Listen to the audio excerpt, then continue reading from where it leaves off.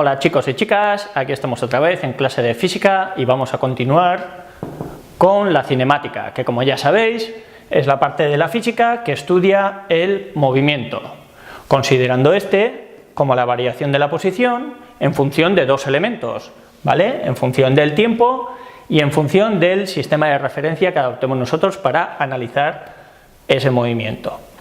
Entonces, como ya hemos visto en las clases anteriores, el movimiento se clasifica en función de sus trayectorias y estas pueden ser rectilíneas o pueden ser circulares. Dentro de las rectilíneas, como ya hemos visto hasta ahora, tenemos dos tipos de movimientos característicos que son el MRU y el MRUA, ¿vale? Que ya los hemos trabajado en clase y ya los conocemos. Y entonces ahora vamos a entrar a analizar el primero de los movimientos circulares, que es el movimiento circular uniforme.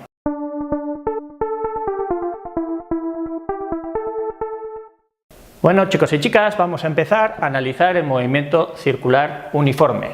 Bien, vamos a analizar a partir del mismo nombre, que es circular, y eso lo que nos está indicando es que la trayectoria que hace el objeto es un círculo.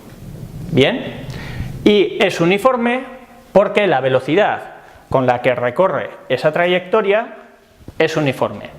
Pero como ya hemos estudiado anteriormente, sabemos que la velocidad es una magnitud vectorial y una magnitud vectorial viene definida por su dirección, por su sentido y por su módulo.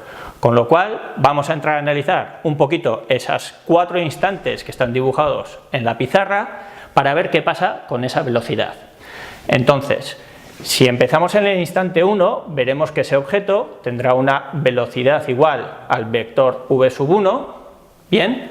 En un instante 2 veremos que el vector v2, aun manteniendo el módulo, ha cambiado su dirección y su sentido, con lo cual diremos que el vector v1 es diferente al vector v2, pero que en cambio sus módulos sí son iguales, ¿vale?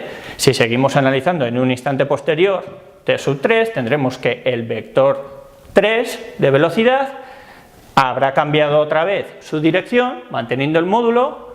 En un instante 4 seguirá cambiando hasta volver a la posición inicial, con lo cual podremos concluir que debido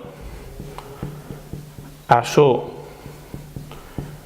trayectoria circular, ¿vale? Obligatoriamente, para que la dirección de ese vector de velocidad varíe, tiene que haber una aceleración. Y esa aceleración, como ya hemos dado en temas anteriores, sabemos que viene definida por sus componentes intrínsecas, que son la aceleración centrípeta y la aceleración tangencial.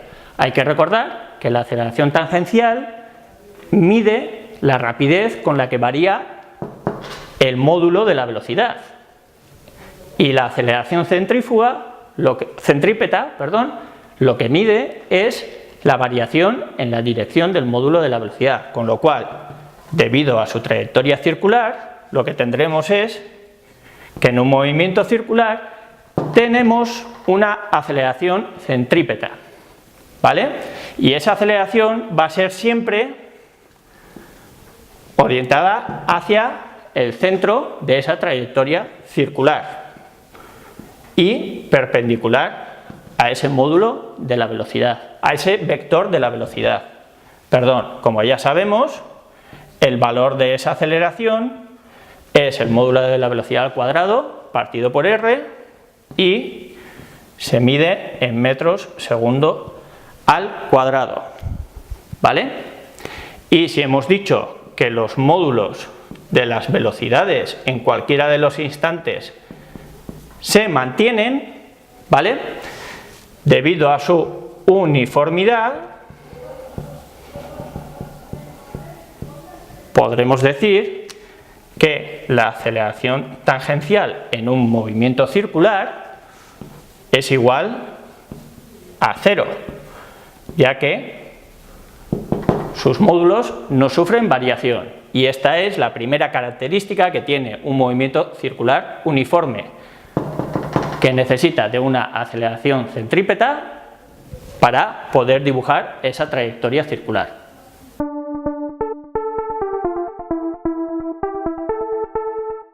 Bueno, la segunda característica que va a tener un movimiento circular uniforme es que es un movimiento periódico. Podemos encontrar otro tipo de movimientos periódicos, como pueden ser, por ejemplo, los péndulos o las ondas, que junto con el movimiento circular uniforme comparten las características de la periodicidad. Esa periodicidad se mide mediante dos magnitudes. La primera sería la frecuencia, que se establece que es el número de vueltas que da el objeto en un determinado tiempo. Se mide en segundos a la menos 1, porque las vueltas se consideran que no tienen unidades, es un número, con lo cual al estar dividido por el tiempo nos quedaría segundo menos 1. O también se le suele llamar hercio, que se representa por la H mayúscula y la Z. Con lo cual, si tenemos un objeto cuya frecuencia es de 3 hercios, lo que eso nos está dando la información de que ese objeto da 3 vueltas por segundo. ¿Vale?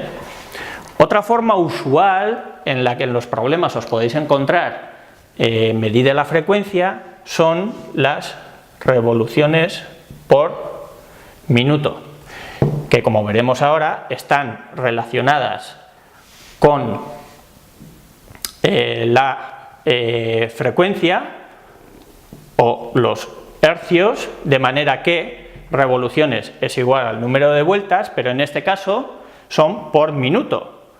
Al ser por minuto, el tiempo en segundos sería 60, con lo cual, para pasar de revoluciones por minuto a hercios, tendríamos que dividir entre 60.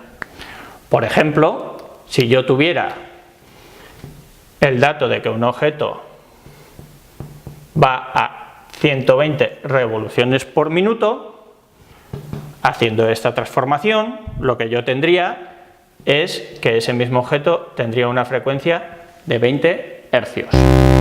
¿Vale?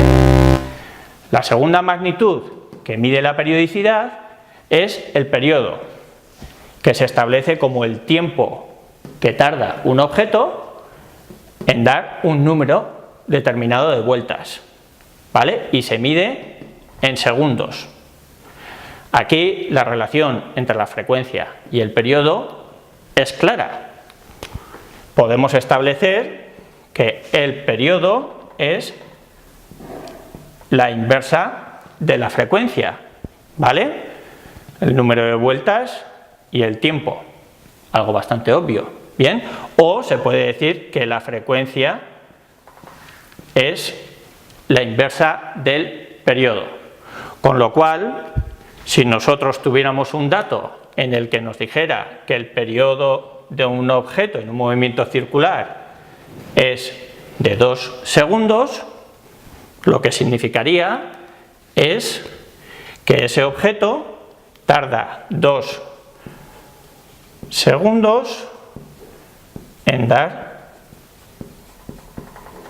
una vuelta, con lo cual podríamos calcular también que su frecuencia sería de 1/2 hercios, lo que significaría que ese objeto da media vuelta por cada segundo.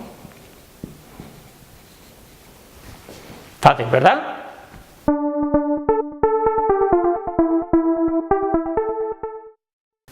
Que no cunda el pánico. Ya sé que lleváis unos cuantos segundos diciendo que me he equivocado, que he cometido un error a la hora de operar. Y efectivamente, si habéis estado atentos, os habréis dado cuenta que cuando he transformado las revoluciones por minuto en hercios, 120 entre 60 no son 20, sino que efectivamente son 2. Así me gusta, que estéis atentos.